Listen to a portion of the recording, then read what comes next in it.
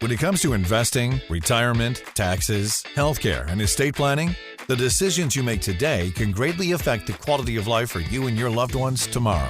What you need is straight and unbiased information on the most important issues you'll face when planning for your retirement and financial future. Good news, you found Premier Retirement Radio with Jeff Vogan. Jeff is the founder of Premier Retirement Planning and Wealth Management, and he's been guiding people financially and into retirement for 30 years. So get ready for an hour of the most comprehensive financial information on the radio. Premier Retirement with Jeff Vogan. And now here's Jeff Vogan and Jeff Shade. Thank you so much. Welcome to Premier Retirement with Jeff Vogan, the radio show that gives you the straight talk and honest answers you need to reach your wealth management and retirement goals through smart investing and careful planning. On today's show, we're going to be talking about current events. Then we'll discuss signs your current retirement plan may not be right for you. We'll answer listener questions, and then finally, we'll discuss some Warren Buffett quotes to live by. My name's Jeff Shade, and as always, I'm just here to ask the questions, but the words of wisdom and solid advice, they come from the other Jeff in this radio program. It's Jeff Vogan, founder and president of Premier Retirement Planning and Wealth Management. Hey, Jeff, how you doing today? Doing great. Always fun to be with you.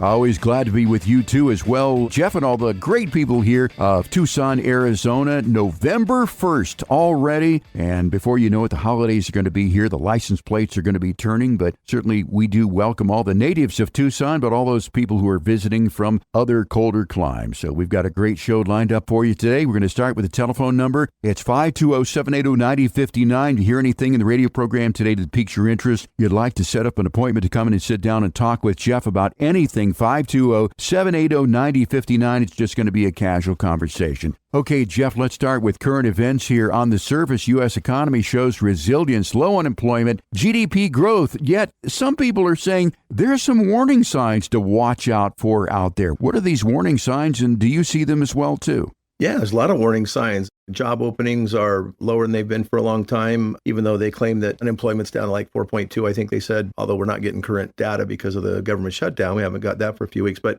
we've got what's considered full employment, yet we don't have job openings, so people can't upgrade jobs. A lot of people are employed but underemployed. A lot of people are not looking for jobs, so they're not counted in the statistics. Unemployment's probably really around 9% based on the stats I've read and the research that I've done. It looks like it's a lot worse than what's being shown. And that's always the case. There's always certain people that don't count because they're not on unemployment. They've already stopped looking for jobs, taken retirement early, and so they're not in the pool of people that are seeking jobs but not getting jobs. And I think even some people that are seeking jobs probably aren't because they're long past unemployment time and not part of the statistic anymore. So we've got that going for us. Powell's kind of funny. He says that he wants to lower interest rates a couple more times. We're getting a lot of excitement in the market because interest rates are going to go down. Interesting, we've got excitement in the market, but we've seen some increased volatility in certain sectors that, especially gold, silver, mining, and those kind of things that have really been good for us all year, have sold off either through profit taking or just market manipulation. I think there's times when the market makers just want to sell off, but I think they're also doing it because they're seeing these signs you're talking about, that GDP isn't really growing as fast and robust as it should. It's really just barely keeping up with inflation and population growth. It really isn't growing at the clip where it should be to be a super healthy economy. Losing jobs. We're in earnings season again, and we're seeing companies post earnings higher than expected, but they keep lowering the expectations to where the earnings really aren't that good. You know, there's 4 companies, the 4 out of the top magnificent 7, the top 7 companies that basically rule the S&P 500, make up a fourth of all the growth of the S&P 500, 4 companies. Now, all 7 companies, if you take them, they make up about 90% of all the earnings, and the others are all break even. Now, that doesn't mean all companies are losing money. The top 10 companies, the 10 largest companies in the S&P 500 equal the earnings of all the other 490, which means probably half of those 490 at least are losing as much as the other half are making. There are some gains being made in the top 10 companies, but that's because they're monopolistic. I mean, they hoard and they own the business, and they have economies of scale that allow them to get into other markets and sell their items, even if it is a low margin, because they do such a volume. Big companies like Netflix. We are seeing, however, one of the Magnificent Seven, Tesla, showing up saying, you know, there's competition and our margins aren't going to be as good. And even though we had record number of sales, I think it was almost 500,000 cars or something like that last quarter, probably going to see some competition, especially underpriced competition, either cutting the margins or cutting the sales. So we're seeing even some of the top heavy companies getting a little bit skittish. We saw reports of Amazon laying off people for the first time, I think, ever. I don't remember having them have this big, huge program of laying off and reducing staff. They've been in constant expansion for ever since they've been in business. That's troubling. Now, interestingly, those cost-cutting measures may reflect on the bottom line quickly. It may also reflect that you have to wait 2 extra days to get your stuff, and deliveries. It might mean that the warehouses and some of the supply chain isn't as efficient as it used to be. I don't know where they're going to make those cuts, or if it's just skimming middle management out of there and everybody's going to be able to pick up the slack. I don't know. But the fact that people like Amazon are reducing staff, we've already seen it from Meta. It can affect the bottom line, especially as interest rates are getting lowered. That typically is healthy for companies to not pay as much interest, and that typically goes to the bottom line. So we may see what looks like profits going up on some of these companies, which means investors can get richer, but it also means that less people are going to have jobs. There's less job openings for those people from Amazon and other companies that are reducing their employment. We have to see what's going on. Now, in every recession before, if you go back 100 years and look at all the recessions, you look at all the economic cycles, and I've talked about this on the radio quite a bit and with my clients and other educational situations, but the cycles typically, we have this outrageous growth. We typically have an overvalued stock market like we do right now. We have this euphoria that everything's good. Things get a little bit bad. We had this yield curve inversion, which is typically very in line with recessions in the past, where we have the short-term interest rates higher than the long-term interest rates for quite a while. Now that flipped. And when those things flip, typically that means we're finally kind of, the out of whack period is now coming back in whack, which means we're going to see some sort of a settling in the economy, and the reality of some recessionary pressures going forward are going to hit us in the face. And typically what happens is the Fed starts lowering interest rates because they know that if they don't, the economy is going to really go spinning into recession quickly. So they do that to try to avert the recession. Now, smart money, just like we've seen hedge funds and a lot of smart money, Warren Buffett included, 1/3 of his portfolios in cash, and a lot of hedge fund managers have been unloading stock, even though they're hyping the stock so they can unload it, the tourist or the uninformed investor that are all getting hyped from TV and so forth. A lot of these companies are reducing their holdings, or they're manipulating them by selling them off, forcing the price to go down so everybody gets scared, sells, and they buy them back, and then they use capital to buy their own stocks back or to buy the stocks up, and then everybody wants to get on the ride again. So the market makers are definitely in charge. They're utilizing this economic cycle to their benefit, as they normally do right before there finally becomes a sell-off or a correction or a crash that actually sticks. And it always happens, in the past, it's always happened after the first couple of interest rate decreases. And we've had a few, and we're expecting to have a few more. And Powell says, well, we have to lower interest rates so that we can encourage people to want to hire more people. Well, the thing is, people are not hiring more people, and interest rates aren't going to make a big difference. Just because Amazon or other companies can save on interest rates, they would use that more for R&D infrastructure or probably growth, not necessarily hiring people. So I don't think companies actually borrow money to hire people.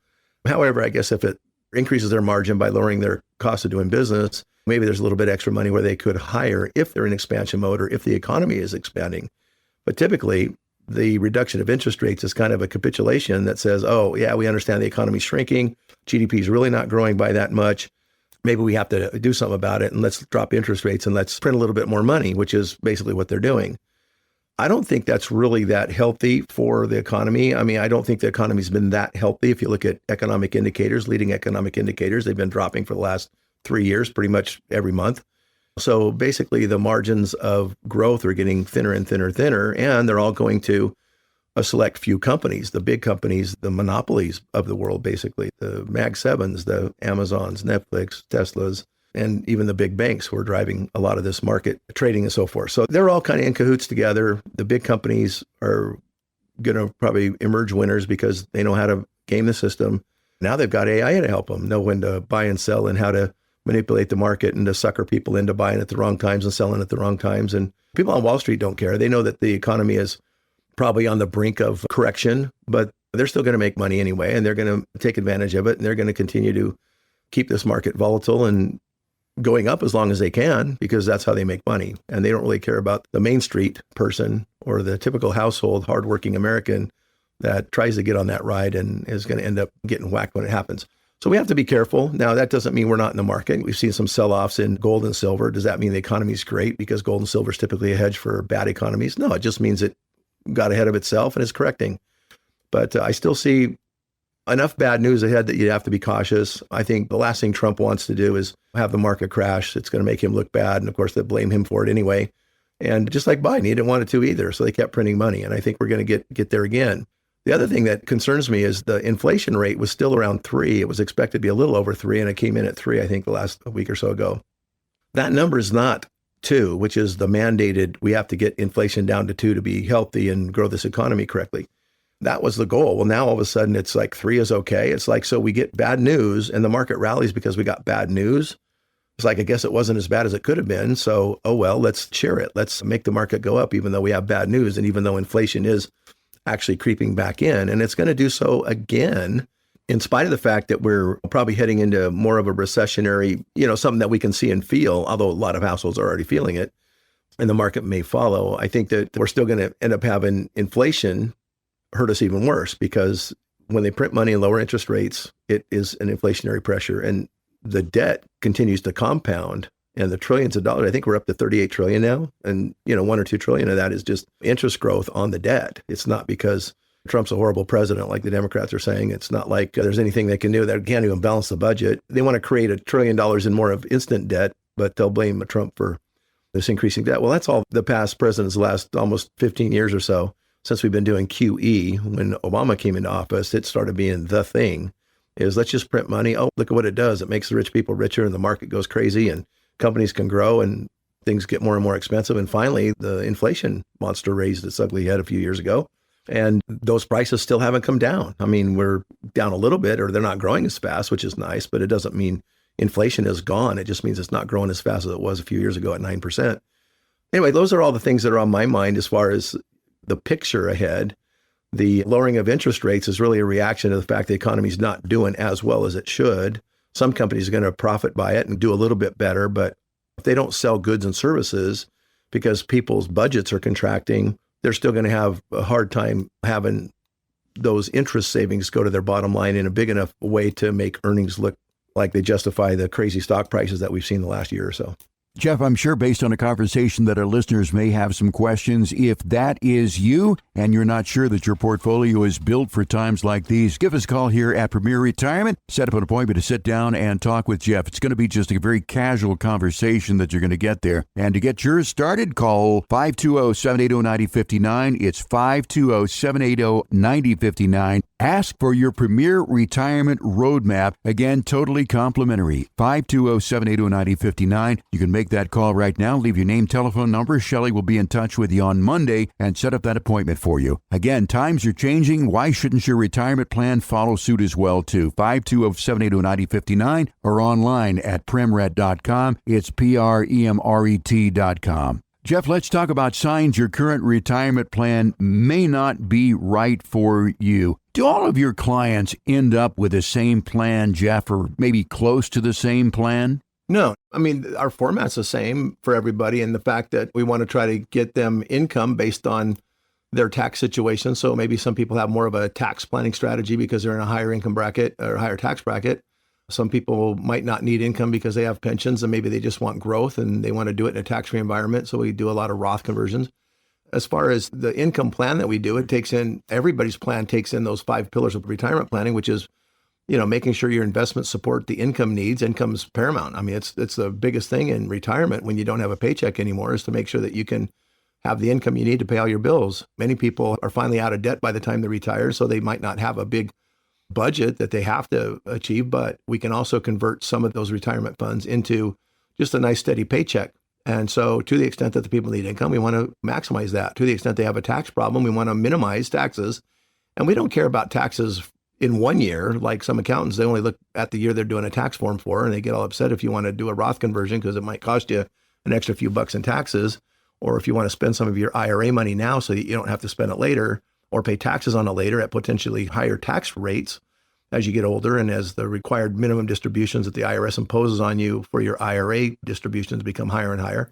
We can look forward and make sure that your taxable income is within a range that you can stomach, that it makes sense. And it might mean that you spend a little bit more or convert some of your future taxable income to taxes now on less money at rates that we can live with, that we know, instead of being taxed on more money later on rates we don't know what are going to be and are probably higher. In most people's estimation, taxes will probably go up Trump can't stay in forever. He likes taxes lower, but other politicians don't do politics the same way he does. They basically say, oh, we have a debt, we need to raise more taxes. Let's just ask the working class to give us more money that we can spend on our stuff.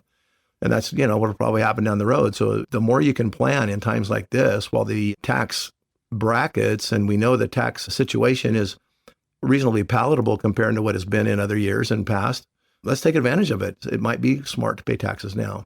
The other thing you have to worry about is, how in the future, if you have to go to long-term care or need some sort of a medical program or services, that there's a way to pay for it. Medicare doesn't pay for everything, especially nursing homes or assisted living facilities or experimental treatments. Do you have a little nest egg for those things that might come up?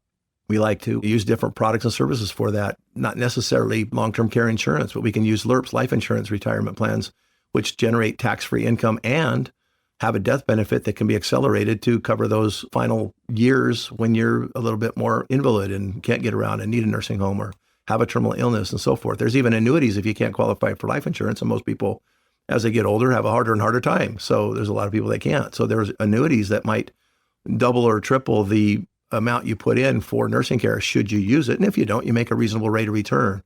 It's better than a CD or better than a low interest savings account or sticking money in a bank for those rainy days. Can actually make money and actually leverage it for those things. So we've covered income. The investments have to correlate with that income. And to the extent that you've satisfied your income problems, then you might have enough money that you say, hey, you know what? I can take some risk with this money and invest to get some growth. And by the way, where should I do that? Which is going to be, where's the most tax efficient way I can grow some assets? It might be in a Roth account. It might be in an IRA that's tax deferred for a while. While you're doing some tax planning now, you just put that off.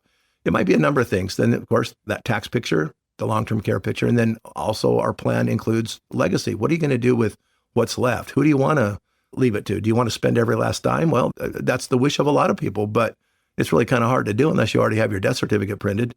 Whatever your concern is, whatever your goal is, we make that estate plan fit. If you want to leave your kids wealthy and spend less, you can do that. If you taught your kids how to work and get good jobs and put them through school, and you've already probably given them their inheritance, and spend it because they can take care of themselves.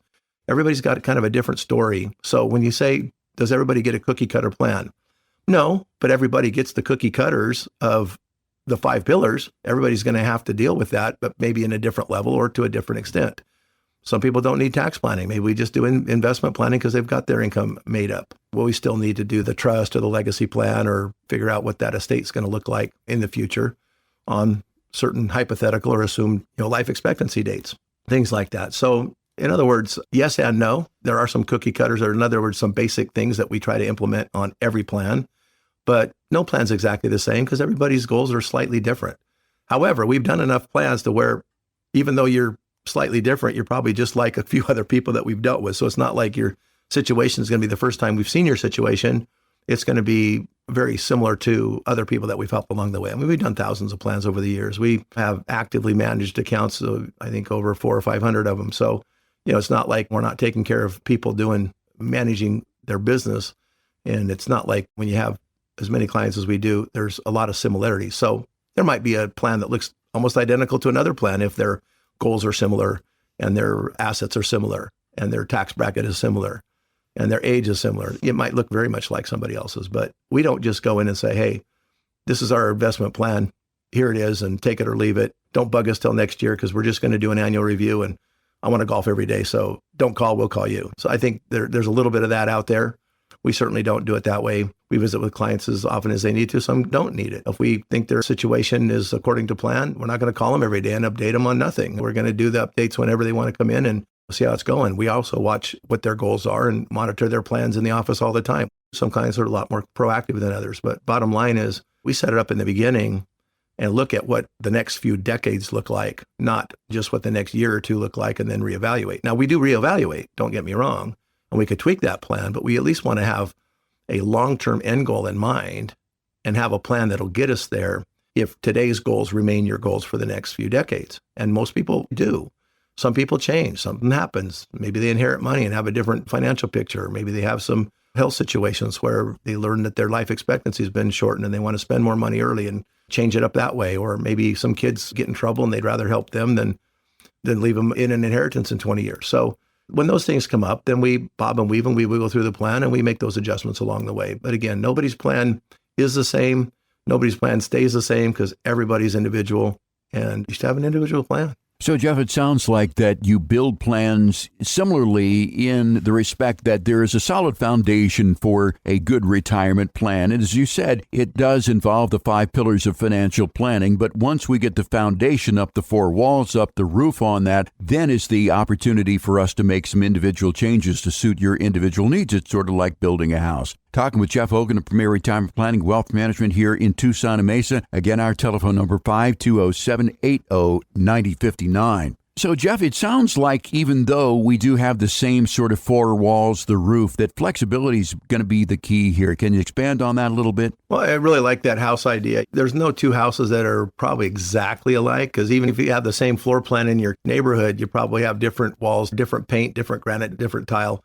Everything's different. Another thing is, every once in a while, people like to remodel their house, update it. So these plans have to be updated as well. Interest rates have changed recently. Higher interest means more people can actually make money on more fixed income type of accounts, and they don't have to maybe take as much risk to make their 4 or 5%. When interest rates were 1%, CDs didn't look very attractive. Maybe now they look better. And we can take advantage of those different products and services as they come around and get more and more, competitive. Also, companies are always coming out with new ideas. The tax code is changing all the time. It's written in pencil, like you've said, and we don't know how long it's going to stay. We can make our plan based on today, but we also build a buffer. For example, if somebody says, I want to live on $100,000 a year, we say, okay, well, here's where you're going to get the $100,000 a year. If you took 120, you'd still be okay. So if we don't spend the $20,000 a year, then there's plenty of buffer 5-10 years down the road to have an extra 100 or 2 for that emergency or something that happens or some change that comes up. We can also build money that you don't plan to touch. That's an emergency account only. That's smart to do. We never know when that extra trip's going to come up, or when 2 of your kids are going to have babies at the same time and they live in states far away, so you have to make 2 extra trips, and that cuts an extra $4,000 or $5,000 into the budget that you weren't planning on spending. If you just go with one of those cookie cutter plans like we were talking about, we'll just use a 4% rule, but all of a sudden you spend extra money and the market's down. Guess what? 10 years down the road, you've already breached the rule, and it may not play out if there's more volatility ahead. So there's a lot of Wall Street models that just say, well, keep in stocks and bonds, as long as you don't take 4% out or more, you'll be fine. Just park it here, let us manage it. We'll take our fees and we'll golf every day and play tennis and take our trips and tell you you're doing great and hang in there. It always comes back, and just don't take more than 4%. You'll be okay. The thing is it changes. Everybody has flexibility. You might have a house, but again, every once in a while you need to fix something. Something breaks. You have an accident. You have a little rain ruins the roof. You have to put a new roof on, or you just get a new idea and say, hey, you know what? They've got these new countertops I really like. I want to change them out. Okay, great. Well, the last few years, we've gotten all kinds of new annuity products, for example, that people are changing out to because they give you nice bonuses, guaranteed income, higher growth, their indexes of indexes, all kinds of things that didn't exist 5 or 10 years ago that exist now. And we might want to remodel it. And as those things come along, we're going to add them to your plan. The nice part is we've already got that plan laid out for the next 2 or 3 decades or more. Then we can make those changes. We can put it on your spreadsheet, which is our template for our lifetime income plan, and see how it affects your future, whether it's positive or negative, or whether it makes sense or doesn't make sense. And so we have great ideas, and you have your own ideas, and we get those together, and then we let the math prove out whether those ideas are sound. In other words, the math is, is this guaranteed income? What's the rate of return that we can expect? Is there a guaranteed rate of return, or is this hold and hope money, or is this just flexible money that we don't have to rely on, but we can wait and see on? So again, nothing's cast in stone. We love to be flexible, and every plan is going to bob and weave according to the client. Good points, Jeff. Want to remind our listeners that if you're hearing the program today, you're not sure whether or not your retirement plan is built with you in mind, your individual needs, or maybe it's not flexible enough to change because you know that you're going to change, give us a call here at Premier Retirement. We'd love to take a look at that for you. And if we can see any places that we can make some good changes for you, we will suggest that. Our number to call, 520-780-9059 to set up that appointment. No cost, no obligation. It's just a casual conversation between you and Jeff. 520-780-9059. You can also do it online at premret.com. That's PREMRET.com. Jeff, let's take a break. When we come back, we've got listener questions, and later on, we'll discuss some Warren Buffett sayings when our program continues here on 790 KNST Tucson's most stimulating talk. You can't start a trip you've never taken without a plan, and you can't start your retirement journey without a comprehensive plan to get there safely. To request your no-cost Premier Retirement Roadmap, call 580-780-9059 or request it online at premret.com. Now back to more Premier Retirement with Jeff Hogan and Jeff Shea.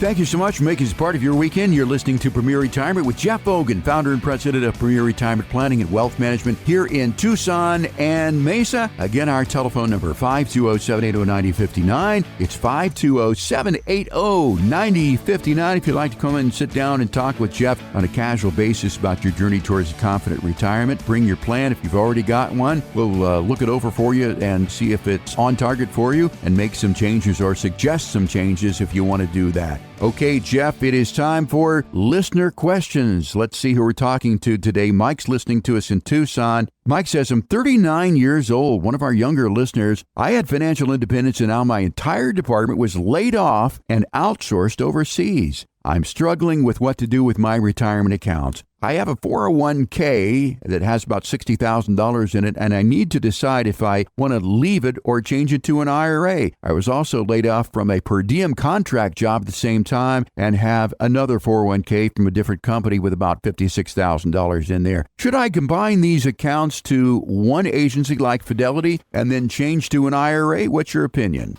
In my opinion, it's always better. There's a lot of hidden fees in 401ks, even though they seem like they're low. They also restrict you as far as what you can buy and sell. They want you just to kind of buy and hold, and they just deal with it. They use it as their kind of their foundation for playing the market. That's what Wall Street does with 401ks. Self-directed IRA, you could do that at Fidelity, Vanguard. You could even have a firm like us manage it for you if you don't want to be involved in that. But now that you're not working, maybe you have plenty of time to watch your money and do your own trading. But if you're in it for the long haul, you're 39, you've got, over $100,000 saved, you're got a good start, but you've got a lot of ways to go if you're going to live on that in a normal retirement. I was a little confused when you said you had financial independence, and I'm not sure what you meant by that, other than the fact that you're financially independent, meaning you were paying your bills while you had a job, but now you may not be.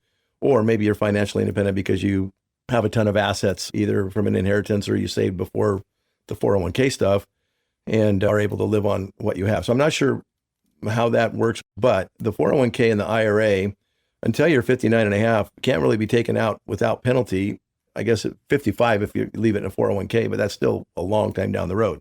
If you don't want to take a penalty, I would just convert them, either find a place that you can park them, do your own investment research, or find somebody, a firm like us, that would do it for you. Fidelity will do it for you, but I don't trust their advice because it's very biased to Fidelity. Vanguard's very biased to Vanguard. Usually the people that work there are on salary. They're not actually paid or incentivized to help you. They're just incentivized to process transactions and things like that generally, especially with $100,000. You're not at that place where you'll get concierge services and actually have a manager account until you get further along. So I would encourage you to do that. Good luck finding that new job that'll take over and fill the gap with income so you can continue to save and keep adding.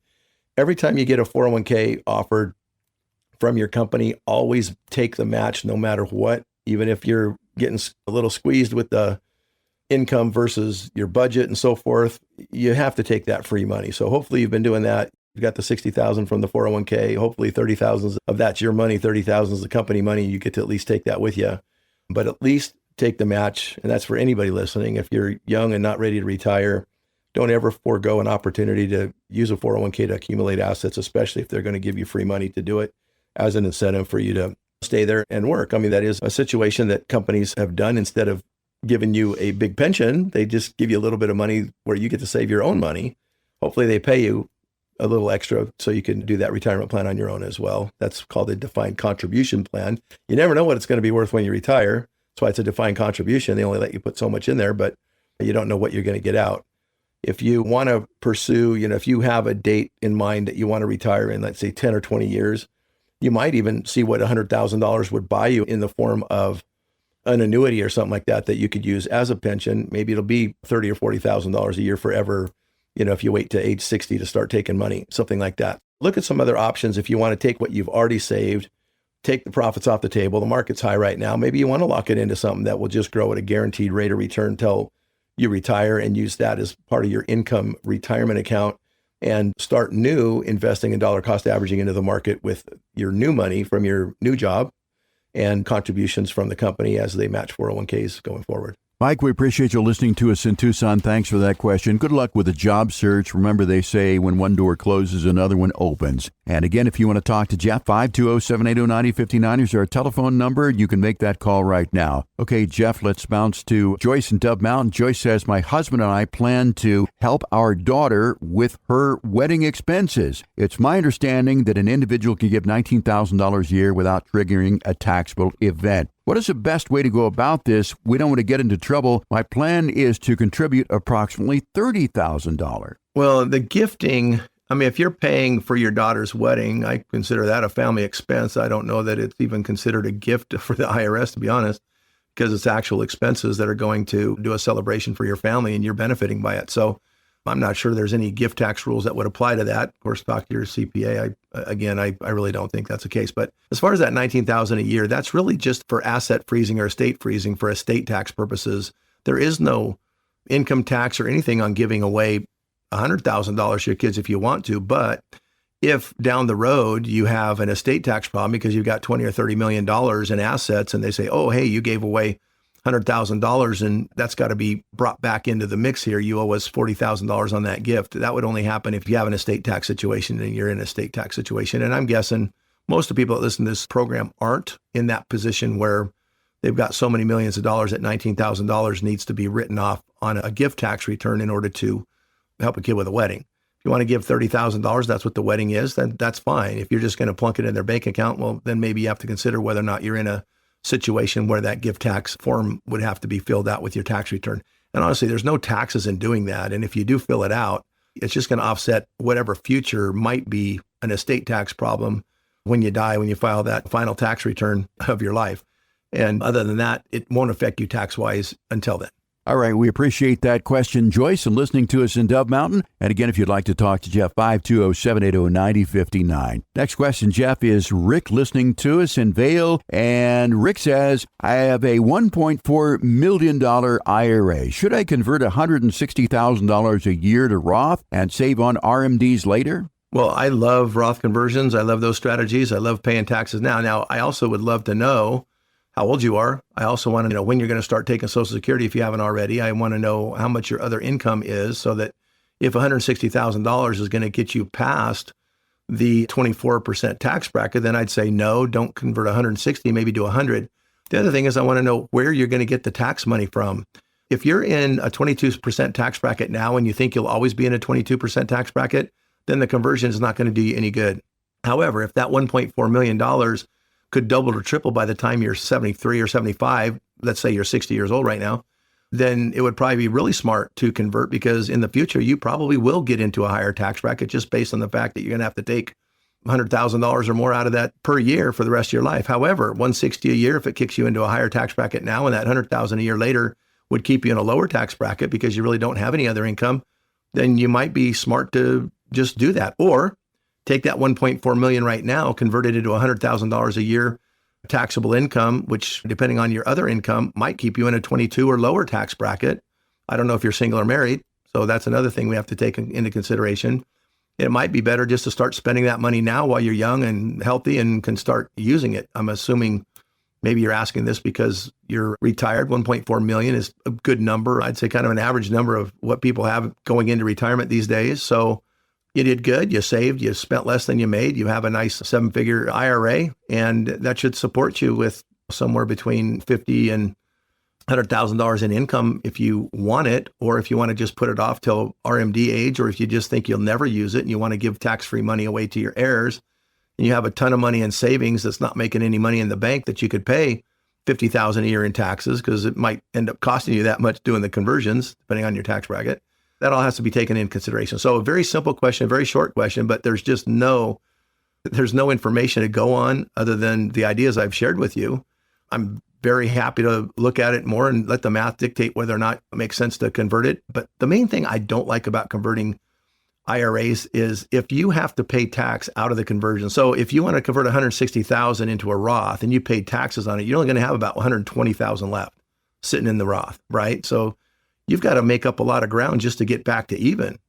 And there are a lot of situations where that IRA money might not even be taxable. For example, if you have tax write-offs, you have health issues, things like that that can be offset with a tax write-off. So A bigger picture would help me make a better decision for you. But the other thing is, if you are younger and healthy, you might even want to consider something that would probably generate you even more income than a Roth if you're looking at this for tax-free income, and that is a LIRP, life insurance retirement plan.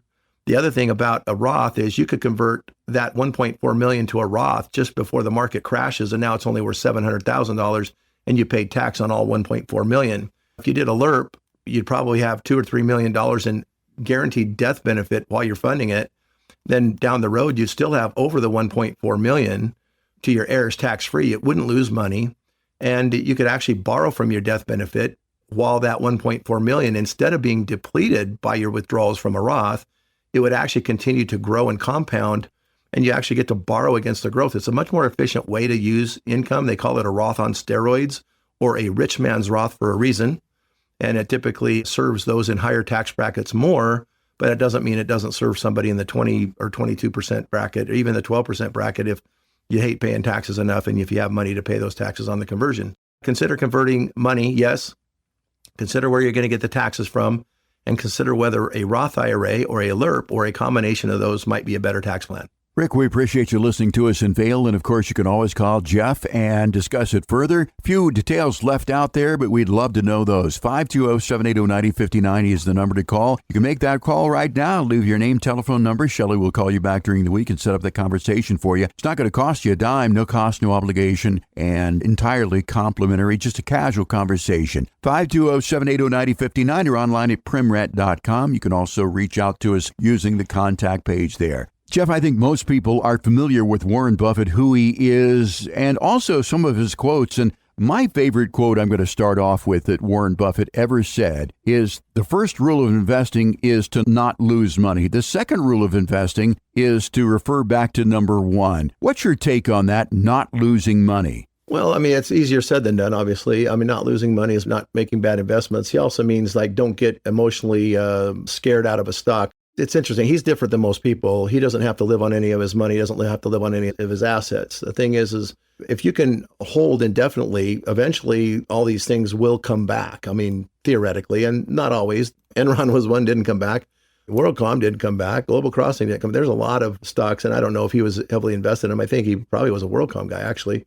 But there's a lot of things that we can't really help. But what I take it as, and especially in the context of our income planning, is don't put money in the market that you can't afford to lose, and don't put money in the market that you need for income every month, because if the market's down, you're going to have bought high and sold low perhaps and lock in losses. And so if you never have to sell that asset to use it for income, then you're not going to lose money. But if you have to sell that asset, regardless of what the market's doing, and the market always has its own way about things, it does it when it wants to do it. It doesn't crash when we want it to. It crashes when it decides to. I mean, we've been overdue for a market correction for a long time, and it hasn't happened. Is it going to continue to happen? I don't know. The banks keep buying back their own stocks with money they don't have. They kind of fake it with the Fed and play games with it. And so it makes it look like the economy is all good, and they're having all these earnings, which really aren't earnings. They have high defaults. And right now, everything's getting kind of faked out. There's going to come a time when the market has a day of reckoning. And I don't know when it's going to be, but it happens. Cycles happen. We're going to find that. I keep thinking we're on the verge of it. And we've got real tight investment strategies right now where we don't let the market draw down 20 or 30% because it might be the next 50% crash. And so we try to be very cautious about that. And we're not just going to ride the market down and ride it back, because most of our clients are using that money on a regular basis. And if they are risking it, they don't have the ability to typically go down 50% and maybe wait 5 or 10 years before it gets back to even again. That's how long the stock market crashes of 2000 and 2008 took. It took about 7 years each cycle to get back to even. In fact, when the market first started crashing after the dot-com era, which is very similar to the AI era, where very few companies are taking advantage of the AI and a lot of other companies are riding the hype and riding the wave, which are probably going to fall by the wayside and lose a lot of investors' money. If that ever crashed like it did back then, it wasn't until 2014 till the S&P 500 stayed higher than it was in 2000 when the market crashed. That was a 14-year cycle with 2 crashes in between. We may be going to a similar period where if you need any of that money over the next 14 years, you're not going to be able to take any of it out. Maybe some select stocks that might have gone up. But if you're using more of an index approach, or you're going to use a dollar cost average approach, or withdraw equally from all your investments, if the market's down, you're taking losses. So, in the context of that very famous quote is really the basis of how we make our plans. If you're going to use income on a month-to-month basis, you can't have your income plan based in the stock market, and that's really debunks the 4% rule that Wall Street touts. I think that's what he's saying. He's like, don't lose money ever. And second rule is don't lose money. Well, how can you not lose money? Is you got to have money in the market that you can afford to wait for it to be profitable. And if you can't wait for it to be profitable, you shouldn't be in the market. Or if you're going to risk it, risk half of it, risk a third of it, risk a certain portion of it, so that if you did need to use some of that money, you're using safe money, even if it is only going up a few percent per year on dividends or interest, short-term bonds, something like that. At least you know you're not going to take a loss on those assets. And that's why we like annuities that are guaranteed principal protected. We know we'll never take a loss on an annuity that's principal protected. We're only going to take out gains no matter when we take that money out. And that's the exact reason why insurance companies can guarantee you income forever, because they're not taking a loss either. They're not investing your money in the stock market. They're only betting the interest that they make on your money on market indexes so that they can enhance your returns and pay you more money. So again, in a retirement plan for somebody who's not Warren Buffett, who's not a billionaire, who doesn't have to think about money, most of my clients need to think about money. That's the whole reason we do retirement planning, is whether they've saved 100,000 or 100 million or somewhere in between, that money is supposed to last during their retirement. Whether it could be interest only. If you have a lot of money, you could probably live on interest only just fine. If you don't have that much money, you probably want to grow some for the future. You might want to take some risk with some of it, as long as your bills are paid and as long as you can figure out that a bulk of that savings is parked in places that don't go down so that you can use them as income as you need it. So that's my take on that. Don't ever lose money, is don't chase markets and buy high and then get scared out of it and buy low. So if you're a nervous investor, you probably shouldn't be in the market, because you're probably going to buy into the hype when the hype overvalues the market, and you're going to get scared and sell out when the market's down because you can't afford to lose any more money at a certain point. And that's how people lost fortunes in the 2008 crash. That's how people lost fortunes in the 2000 crash. That's how people lost money in 2018, where it went down 25%. During COVID, some people blew out of it and didn't go back in. Was that the right decision? Well, in retrospect, no, it wasn't the right decision. But was it really the right decision? Yeah. If you can't afford to lose money because you need to protect those assets, it shouldn't have been in the market in the first place. Or there should have been a reduced amount in the market so that you could have used other money that would have kept you calm through the storm. Keeping calm through the storm is really the biggest part of it. It's not being so reactionary that you have to make big, crazy moves every time something happens. That's our job, to watch the market and kind of analyze risk and so forth. We are emotional about your money to a certain degree, but not emotional to the point of being scared, because if you come to me because you don't want to worry about your money, don't give it to me and make me worried and scared about it either. So I don't want to put your assets at risk as an investor, as a retirement plan client, to where I'm waking up and going, oh my gosh, I think Hank and Mary I don't think they're going to make it, because gosh, the market's way down and gee, they risked all their money. Well, I'm not going to let them do that. I mean, it's not sensible to me. So there's people that really want to take more risk that really aren't a fit here. And there's people that want to take some of a balanced approach, which is perfect for us. Risk only the money you can afford to lose. Take risk and swing for the fences. We've done very well with our risk money, but especially the last year or two when the market's been very healthy. But it's not for everybody. And the fact is we don't know that the market was going to go up. We only know that because it's 2 years later and the market went up the last couple of years. Is it going to next year? I don't know. If Trump has his way, it'll go to the moon. If most investors on Wall Street have their way, it'll go to the moon. There'll be a few hiccups along the way, but so what? If you ride them out, you'll be fine. But there could be a hiccup that turns into a big market crash. And if you can't afford it, or you can't stomach it, then just be careful and remember, be in a position where you never have to take a loss. And I think those rules of not lose money, the first and the second rule of Buffett, are very smart. Jeff, our next Warren Buffett quote is, our favorite holding period is forever. What does he mean by that? Well, in his case, he means let's just build wealth and never sell it. I mean, if you never sell it, you never have to take a loss. And that's kind of how he piggybacks on his own saying is never lose money. Well, that's easy to say if you don't need it. And that was the point of my last conversation, is his rule means a different thing to him than it means to me and my clients. The fact is, I don't know. Let's just go with that. If you do ever want to invest forever because you say, you know what, I want to hold these stocks. I think Apple and Amazon are going to be the hottest stocks 20 years from now. I just want to hold them forever, but I don't care if they go up or down in the meantime. Okay, fine. Park it there and hold them forever. That's going to be my legacy money. If that is the case, then make sure that that's not the money that you need for income. And that's fine if you have long-term forever money. Maybe you have a Roth IRA that you want to give to your heirs tax-free and you want it to grow as big as you can. And you know that you got 20 or 30 years left and you just want to invest in super high-powered Mag 7 type stocks. And every year you reevaluate what the best 5 or 10 stocks are in the S&P and you keep buying those. Or you just buy them and you keep holding on and holding on and holding on. And if you do ever change, you only take a profit when you do hold. That's okay. But again, that's all money that you don't need to use. Warren Buffett doesn't need any of that money. So of course he's going to buy and hold forever for Berkshire Hathaway, because you can sell and buy Berkshire Hathaway at will when you need money, but you're always buying in and buying out and selling the same stuff because it's all in one big bucket, the Berkshire Hathaway bucket. So again, if it's money you need to spend, our rule of thumb is not forever.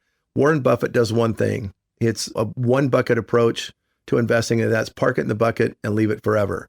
If you want more of a bucket approach, meaning, okay, this is my income bucket, this is my emergency bucket, I need to keep these things liquid, and this is my gift bucket every Christmas, and this is my long-term, I'm never going to touch money bucket, well, great. Warren Buffett's theory is really smart for that bucket. His theory is also smart when you go back to the income rule is never lose money, is when it comes to those other buckets of money, then we're not messing with markets that have downward drawdown potential or big loss potential because you're forced to sell in a bad market.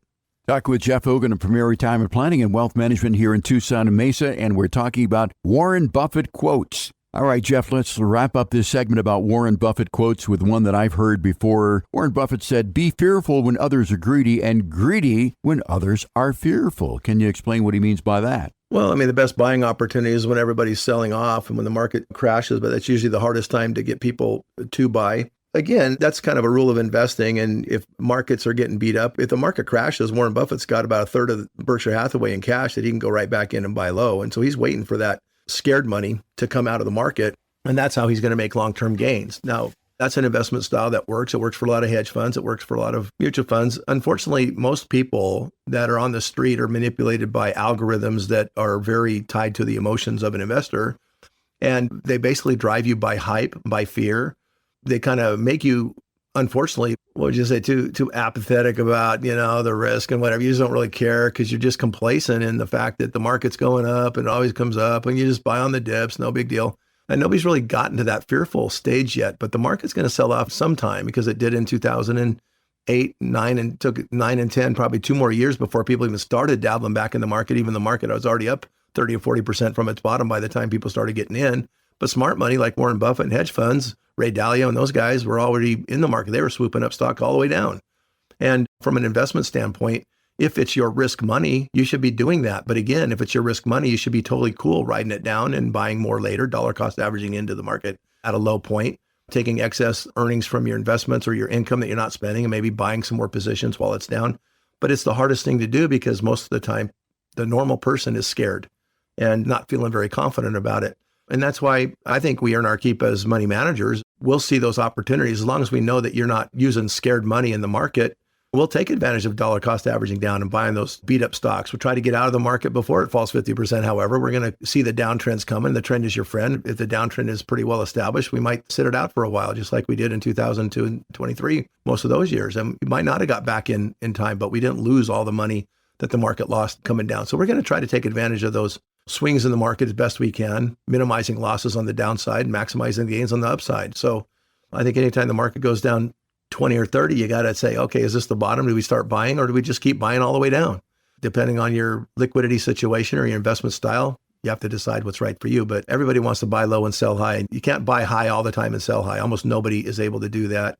And that's why Warren Buffett's in a bunch of cash. He's just waiting for that opportunity. Talking with Jeff Hogan of Premier Retirement Planning and Wealth Management here in Tucson, Mesa. We've been talking about Warren Buffett quotes. Interesting topic here. If you're not sure whether or not your portfolio is built for times like these, you're looking to preserve your wealth so you can have a better retirement. Maybe you want to create an income stream that you can count on, or maybe you want to reduce taxes. Premier Retirement Roadmap is what we're offering you right now that can do just that. 520-780-9059 is the number to call to inquire about that. No cost, no obligation, certainly. 520-780-9059. It's called the Premier Retirement Roadmap, entirely complimentary. You can also find out more about our firm online at primrad.com. Hey, Jeff, it's been a real pleasure speaking with you today, but we're out of time. I want to thank you for your time, but most importantly, I want to thank our great listeners for joining us here in the greater Tucson area. So for Jeff Hogan, I'm Jeff Shade. Have a great weekend. We'll talk to you again next week right here with another edition of Premier Retirement on 790 KNST, Tucson's most stimulating talk.